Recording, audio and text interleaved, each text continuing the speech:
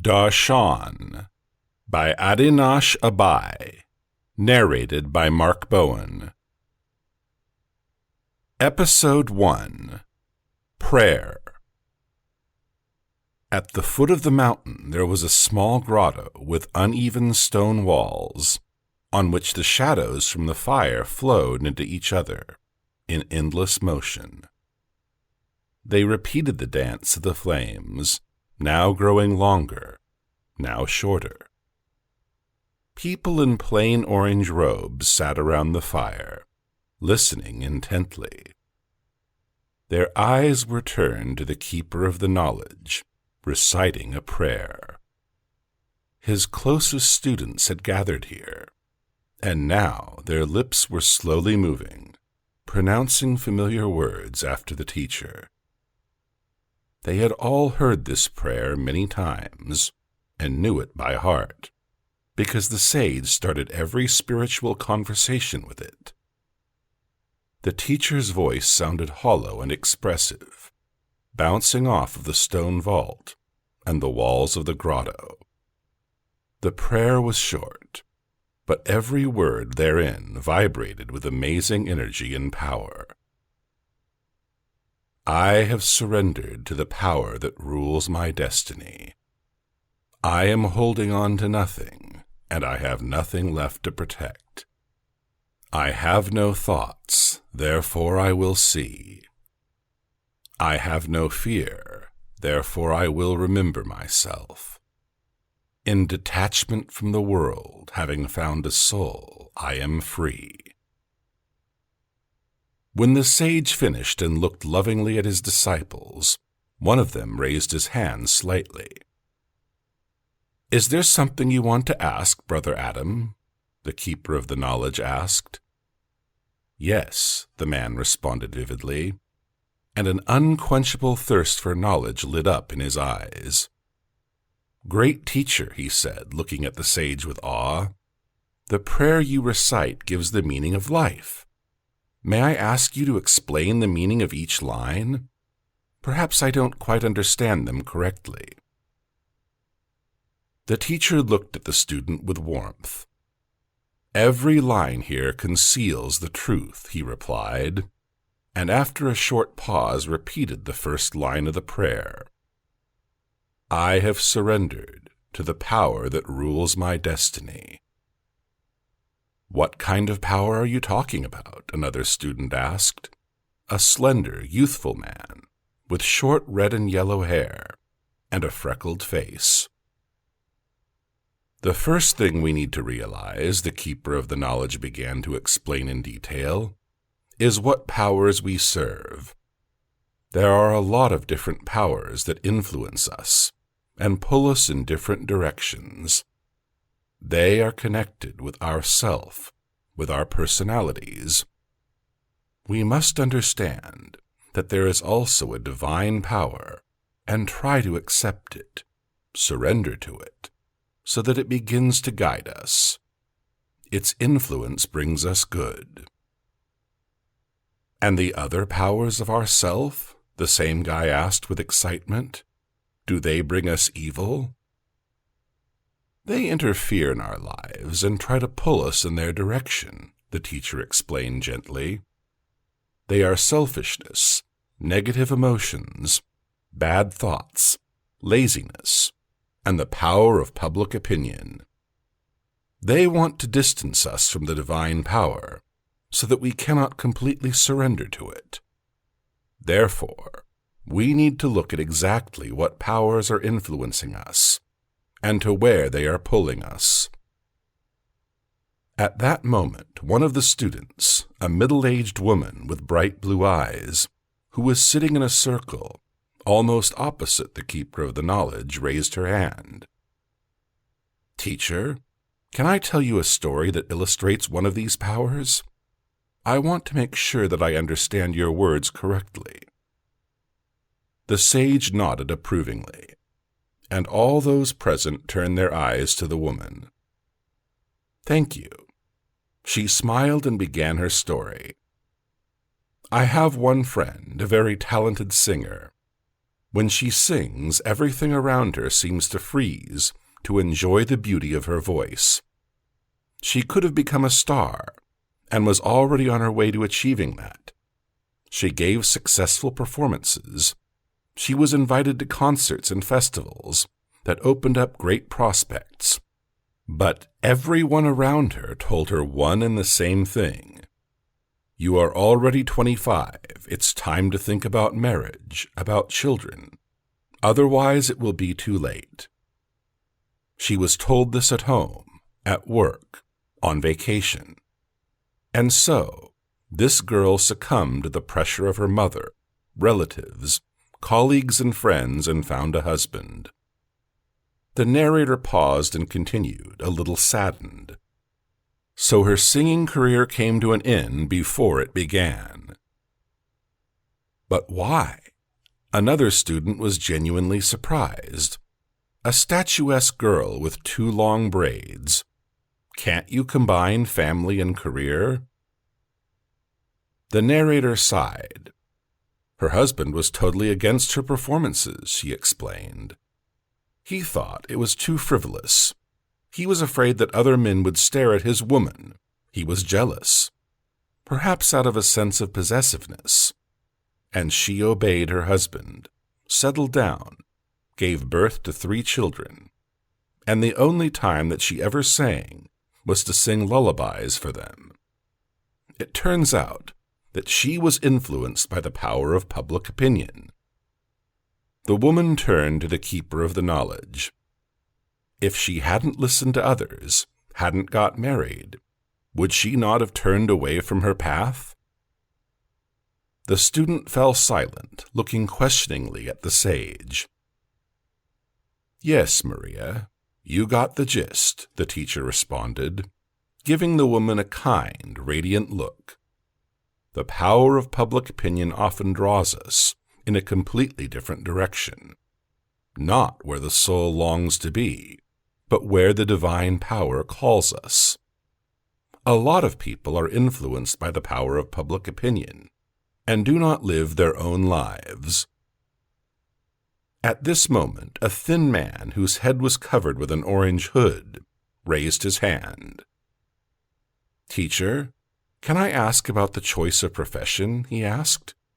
And after he received the approval of the sage, he continued. A friend of mine became a doctor, only because everyone in his family was a doctor. However, he'd dreamed of becoming an actor all his life, and if he'd started studying in this field, he would certainly have revealed his talent. And so, in his medical work, he did not achieve much, and it was like working in a salt mine for him. And another friend studied engineering because his father had dreamed of it, although he himself had wanted to become a writer his whole life. But the public opinion, embodied in his father, convinced him that writing wasn't a serious thing to do, that it wouldn't earn him money. Yes, said the keeper of the knowledge, looking around at the students. Many people live for others, first for their parents, then for their husband, then for their children and grandchildren. They study at university for 5 years to please their parents, then do an unloved job for a lifetime, and get married just because they have to. Does this mean that they have already surrendered to a power, as the prayer says? Asked the blue-eyed woman. The power of public opinion which rules their destiny? Exactly, nodded the sage. And this is just one of the negative powers. There are others, for example, the power of the golden calf. And what kind of power is this? The student asked with lively interest, leaning forward so as not to miss a single word of the teacher. How does it work? Since ancient times, this power has made people spend all their energy, all their time, health, and their entire lives to acquire material goods and earn as much money as possible. In pursuit of the golden calf, people are ready to do what they do not like. They turn away from their path and stop developing spiritually. At that moment, Brother Adam raised his hand again, and it was clear that he was simply bursting with a need to share his story.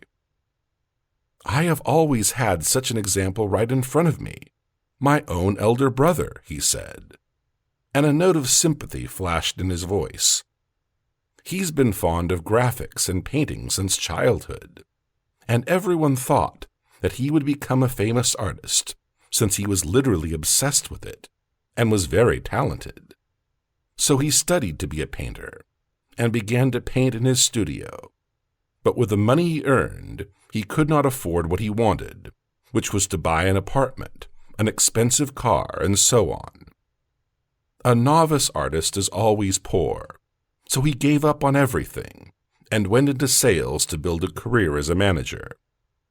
At first, he still found time to paint as a hobby sometimes, but when he got married and had children, his wife started nagging him that they needed more money, and he found a second job.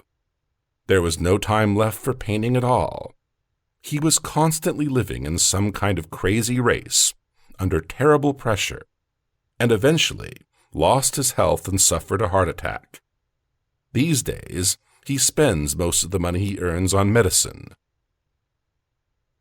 The audience listened attentively to Brother Adam, and when he reached this point, there was almost complete silence in the grotto, which was interrupted only by the measured crackling of the fire.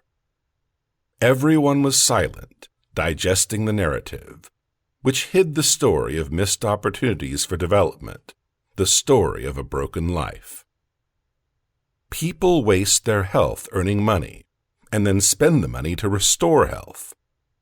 Nervously thinking about the future, they forget about the present, so they do not live in the present, and they do not live for the sake of the future. They live as if they will never die, and when they die, they realize that they have never lived. "He delivered himself up to the power that rules his destiny," Brother Adam quietly repeated, paraphrasing the first line of the prayer. "But this power took everything away. Therefore, we should all try to prevent these negative forces from having power over us," said the keeper of the knowledge. "But can that be done?" the young disciple exclaimed, looking inquisitively into the sage's eyes. "To do this, we must open ourselves more to the divine power and give ourselves to God," he explained with majestic calmness. "Then the divine power will be able to guide us more. If we listen more to other powers that pull us in different directions, then we will not be able to be open to the divine power." "And what other negative powers are there, teacher?" Maria asked. "You said something about laziness." "Laziness, or the power of tamas. Inertia, or, if you will, gravity." "Gravity?" The woman was surprised. "You mean that the force of gravity and laziness have a similar nature? So that is why, when I'm lazy, it's like I'm being attracted to the sofa, closer to the ground?" "I have a friend who has lived like this all his life," commented the red-haired, freckled guy. "He just eats and sleeps. He forces himself to go to work. And there he does nothing but complain that he is not appreciated enough. He won't even lift a finger unless ordered to do something. He doesn't want anything. He's not interested in anything. Neither sports, nor art, nor work. You can't persuade him to go out for a run. Even getting him to go to the country requires a huge effort." "When people completely surrender to this power, they live their lives like this," said the sage, "lying in front of the TV and doing nothing, just thinking about food, sex, and other pleasures. But how can we resist it? We must constantly keep in mind the hostile powers, the power of inertia, the power of the golden calf, and the power of public opinion. We must learn to be able to see them enter into us and begin to act. Only by realizing this will we be able to prevent them from influencing us. And seeing this, we will be able to open up more to the divine power and tune in to sublime emotions and thoughts. Then, the divine will act through us, enabling us to receive real goodness in our lives. We should try to open our hearts to God and cultivate sublime emotions to the highest degree. All evil should be blocked by the influence of the divine power, which cuts off negative influences from us. The teacher finished, and once again looked around at all of his students with an attentive gaze. From his eyes flowed the all-pervading unconditional love that he gave to others. At this moment, the faces of the students lit up from within. It seemed that it was this light that gave energy for a deep understanding of all that had been said. Students of different ages gathered around the teacher. Several young men and girls, people in their 40s, with traces of life experiences on their faces, and even an elderly thin old woman with gray hair that was pulled into a bun. Her face was wrinkled, but her gaze retained amazing clarity and insight. They were all trying to grasp the truth, and the teacher saw that, rejoicing that his words awakened the most sublime emotions in his students. He was silent for a few seconds, glancing into the distance where the picturesque rocks and mountains spread out, their peaks frozen in mysterious silence, shrouded in a lilac twilight haze. The students waited patiently for the teacher to continue. "I am holding on to nothing, and I have nothing left to protect," he finally said, reciting the second line of the prayer. How should this correctly be understood? We should not cling to our identities. A person usually holds on to them tightly and begins to protect them. He protects his laziness, negative emotions, resentment, envy, and other negative qualities. The person always wants to justify them in every possible way, and therefore they begin to control him and eventually devour him. The sage spoke smoothly and steadily, and his every word was surprisingly succinct and accurately described the knowledge.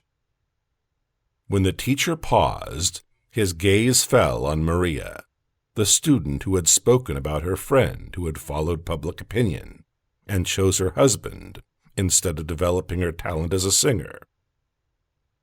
"Maria, do you want to say something?" "Yes, teacher. Just now, when you were talking, I again remembered my friend, how she tried to protect her identities. I told her many times, all is not lost yet. You still have your voice. Why don't you start singing again? And to this she always answered me with a sigh, followed by, I will never become a singer again, but I have a husband and children. But this is not the limit of one's ambitions, exclaimed a young blonde girl, who had been closely following the conversation all this time. I told her the same thing, Maria replied contritely, but she would always argue that a husband and children were much more important than any such nonsense and fruitless dreams, and it was impossible to prove anything otherwise to her. It was as if she was blind, as if she didn't see that her husband was a jealous tyrant, that he wouldn't let her take a step without him knowing. My brother never wanted to admit that he was wrong, too. Adam joined the conversation. Even when he had already ruined his health, he kept saying, I'm doing everything right. I'm a realist. I need to provide for my family. Yes, and it is the same with my friend who is under the power of inertia and laziness, the red-haired guy added. He's never admitted that he doesn't live right. All I heard from him was, leave me alone. It works for me. I don't mind. He can't even understand that his mind is clouded, that his life is passing while he is stuck in this swamp of laziness. And a person also protects his negative emotions, said the teacher. When he is angry with someone or offended, he will never admit his guilt. He only says, "It's someone else's fault, not mine." "That's right, just like my friend's husband," Maria exclaimed. She paused as if considering whether to tell further and share unpleasant details, but after a short pause she continued. "He eventually started drinking and beating her, justifying that by saying that it was her own fault, and it was her behavior that made him do it. I've always resented it." Yes, people who are under the influence of negative powers always protect their identities, said the keeper of the knowledge. Every terrible tyrant and hardened criminal, each of them will have 1,000 reasons and excuses for their own anger, and this destroys not only the lives of others, but also their own lives. To prevent this from happening, one needs to get rid of these influences, these negative qualities, for one should not hold on to them. Only then will they stop devouring a person from within and destroying his life. That's why, in the prayer we say, "I am holding on to nothing, and I have nothing left to protect." It means that we must stop making excuses, holding on to identification with negative powers, and we must stop protecting them. Understanding flashed in the eyes of the students. It was clear that right now, by coming into contact with the energy and power of the teacher, they got the opportunity to see a very clear picture of the universe and their place in it. "I have no thoughts, therefore I will see," the keeper of the knowledge continued, voicing the next line of the prayer. As long as we have thoughts, we only see them and do not see reality. We only see what our mind tells us, and the mind says things that are far from reality. It can see, for example, a snake instead of a rope, imagine things or something else like that. Or, for example, gloss things over, seeing the world through rose-colored glasses, or conversely, making everything dark. It all depends on the emotion. If there is a negative emotion, everything is seen blackened, and if there is some positive emotion, then everything is rose-tinted. Maria raised her hand again, saying, "When my friend got married, she saw her future family through rose-colored glasses. Although her partner had shown tyrannical habits even before marriage, she wouldn't acknowledge it. And then it got worse and worse. He started drinking, but she would always wave it off, saying, 'So what? Everyone drinks nowadays. It's better to have a drinking husband than no husband at all. If I'm left alone with the children, what will I do?' Of course," another student said with bitter irony, "because public opinion tells us the main thing is to get married. Then you'll be endlessly happy." "Exactly," Maria smiled sadly. "And they lived happily ever after." We all grew up on these fairy tales, but nowhere has it ever been said what happens to a princess after marriage when a handsome prince suddenly turns into a terrible monster. So this friend of mine still lives wearing her rose-colored glasses, and I am desperate to find a way to help her. "Sometimes it can be different," Adam said. "When a person seems to be doing well, he has a house, food, and health, yet he sinks into a depression, or he torments himself with envious thoughts, such as, 'The grass on the neighbor's lawn is greener, and his children are smarter, and his wife is more beautiful.'" A young curly-haired woman, who was sitting on the left side of the teacher, and had been silent until now, suddenly decided to speak.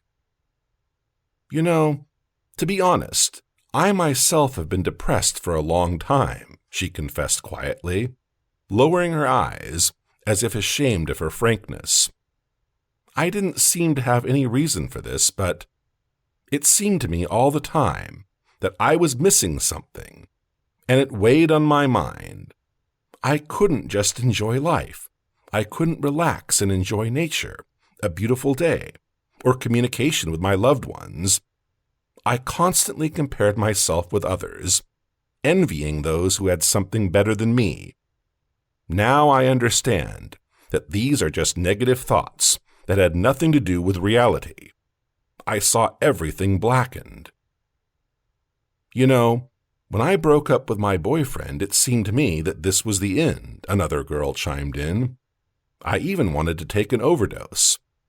Then I was ruled by thoughts and emotions that prevented me from seeing reality. I mean, the fact that nothing terrible had actually happened, you know. But at that time, it was so difficult to see and understand it. Our mind does not see things objectively, only through the prisms of its emotional reactions, the keeper of the knowledge commented. When we have no thoughts, when we discard them, we begin to see the reality, the way things truly are. So it means that by stopping our flow of thoughts and eternal internal dialogue, we will be able to look at things objectively? One of the students asked. Yes, Martha, you got it right. The teacher nodded, confirming her words. Therefore, we must try to come to a state of silence in which we will see things the way they are. This is why we meditate, work with breathing, and do conscious practices that help us stop the internal dialogue. Teacher, tell us, what is the easiest practice to stop it? The thin man asked a question. Take a watch that has a second hand, the keeper of the knowledge replied, and focus on its movement without being distracted by anything else. How long will you be able to watch it so that no extraneous thoughts appear in your head? 15 seconds? 30? A minute? Try doing this and you will realize how hard it is to stop the mental flow. But by practicing this way, you can learn to see everything as it truly is. And if we get distracted by thoughts, what should we do? You have to keep track of that and maintain your awareness. You must understand it in this way. A thought has appeared, so now I see everything again in the old way, subjectively. We identify with a thought that has come and believe that this is the truth. And then another thought comes to our mind. We identify with it, and now we see and evaluate things in the opposite way. Therefore, it is necessary to be in a state of silence, thoughtlessness, as often as possible, and look at the world remaining in this state. Then we will see ourselves and everything around us in a more realistic light. Thank you for the explanation, teacher, Martha said with sincere gratitude. Her face was very spiritual, shining with the joy of realizing the truth. I have heard and repeated this prayer many times, intuitively guessing its meaning, but now your words seem to have lifted an invisible veil, and all the fragments of the knowledge have combined into a complete picture. The teacher smiled in response to the woman's words, sending her the energy of kindness and love. At this time, the other students nodded animatedly, showing their agreement with the words in every way. I have no fear, therefore I will remember myself, the sage spoke again, continuing to interpret the words of the prayer. As long as we have fear, we cannot remember ourselves, for we are constantly fussing and worrying. We perceive ourselves as an intimidated person who can be threatened by something. Therefore, we do not really see ourselves and do not remember that we are the divine spark, which is in our physical shell in the body. Teacher, what does it mean? Maria asked. We do not remember ourselves. Should this be understood in a literal or figurative sense? For example, when a person experiences a strong fear for himself or his future, in this state, he can harm another person or even commit murder, the keeper of the knowledge explained patiently and calmly, because he does not remember himself. does not remember that we are all one with God. Oh, I have an example that seems just right, the girl with the blonde braids perked up. I have a friend who was so afraid that her boyfriend would leave her for her pretty neighbor that she started threatening to pour acid on her and demanded that the neighbor move out of her own apartment. There are many such examples, said the keeper of the knowledge. For example, people are afraid of their reputation and start lying, playing coy, or even framing others. Or, not remembering himself, a person is ready to throw himself out of the window, fearing that something bad will be found out about him. In fear of losing money, a person can commit murder. Fear always comes from the ego. We are always afraid of losing something: material values, the love of another person, a good attitude or reputation. If we remembered that we are a part of God, then we would not be afraid of anything, like Christ, who was not afraid to be crucified and lose his life. Why is that? Adam was surprised. Because it is impossible to take something away from God. And if you are a part of him, then how can you lose something? If we remember ourselves, we will begin to develop. With the help of different situations, we have to wake up and overcome the influence of the body and false personality. The sage paused again for a moment, and a truly amazing atmosphere was created around the fire, which was felt by all those present. The conversation was like a sacrament, during which the secrets of the universe were revealed. The fire crackled comfortably, preventing the darkness from completely capturing the mountain valley. In detachment from the world, having found a soul, I am free. The words of the final line of the prayer sounded from the lips of the keeper of the knowledge, majestically and solemnly, literally sending shivers to all those whose ears listened. A dozen inspired eyes turned back to him. I will find my soul when I renounce the world, he explained. Now a person has not yet found a soul because it is tormented by larvae, various powers and influences. We are always identified with the world. We chase the golden calf. We strive to meet the expectations of society in order to be like everyone else. We cannot stop playing by these rules. Like my friend, said Maria, who keeps living with her tyrant husband. And like my brother, who has always been trying to make more money, Adam chimed in. Yes, the teacher nodded, confirming the truth. There are many such examples. They surround us throughout the history of mankind. For example, how many kings in pursuit of material goods and power started pointless wars, falling under the influence of demons? There is even such a phrase that states, kill one person and you will become a murderer. Kill millions and you will become a conqueror. Kill everyone and you will become a god, said one of the students. That's right. Each of the conquerors sought to exalt himself and his military exploits, and only a few of them, by the end of their lives, understood the meaninglessness of this fuss and the race for gold and wealth. For example, Alexander the Great, having conquered half the world, asked on his deathbed to be buried on a shield, with his empty hands spread out in different directions to show that he could not take anything with him to the next world.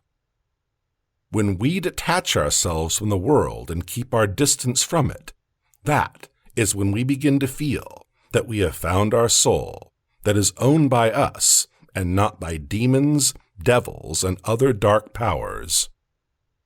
But how do we feel and understand this? Asked a pretty girl with long blonde hair that cascaded down to her waist. That we have already been freed from the influence of the dark powers. How can we avoid making a mistake? To do this, we need to observe how the dark powers penetrate us in the form of various thoughts and emotions, said the keeper of the knowledge, answering the student's question.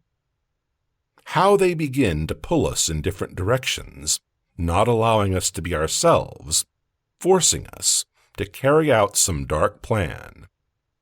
Therefore, when we are detached, we gain a soul. We own our soul.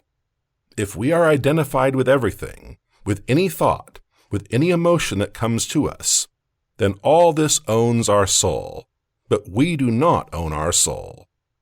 We have to cut off all these influences, and when we make a gap between us and these negative powers, then there is freedom for our soul, and we begin to feel that we are our true selves.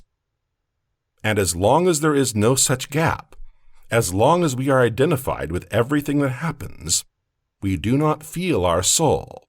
We only see identification. One thing, then another, then yet another. But we do not see ourselves. It is as if we do not exist. But there is a momentary situation, momentary identification, momentary thoughts and emotions. And we as a soul do not exist at this moment.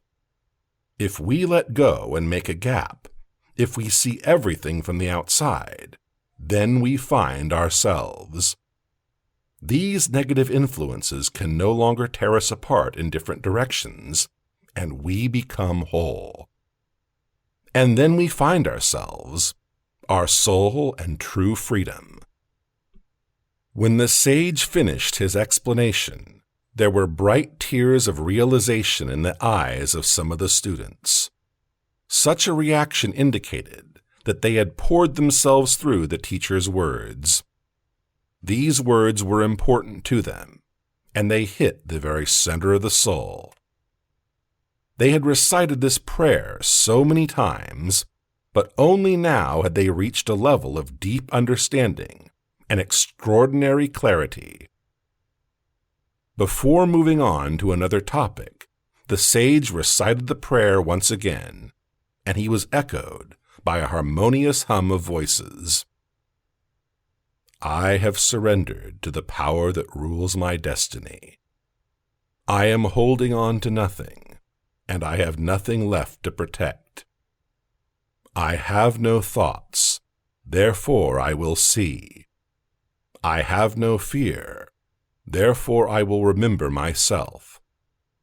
In detachment from the world, having found a soul, I am free.